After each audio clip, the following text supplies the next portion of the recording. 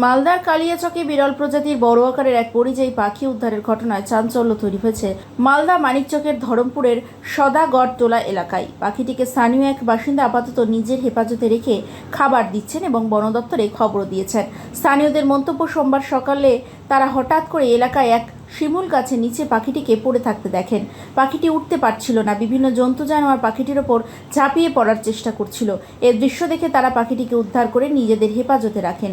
মনে হচ্ছে এটি বিরল প্রজাতির পরিযায়ী পাখি, যা রেমাল ঘূর্ণিঝড়ের প্রভাবে কোনোভাবে দলছুট হয়ে এই এলাকায় চলে এসেছে। তাই তারা চান বন দপ্তর এসে পাখিটিকে উদ্ধার করে নিয়ে কোনো নিরাপদে আশ্রয় রাখার ব্যবস্থা করুক। আর কোনো কারণে একটা পরিযায়ী পাখি, যেটা এখানে সাধারণত দেখতে পাওয়া যায় না, এই ধরনের পাখি পাওয়া গেছে। কোথায় পাওয়া গেছে জায়গাটা? জায়গাটা সদাগড়টোলা গ্রাম, ছেদন মণ্ডলের বাড়ির সামনের গাছের কাছে। আচ্ছা, পড়ে গিয়েছিল গাছ থেকে?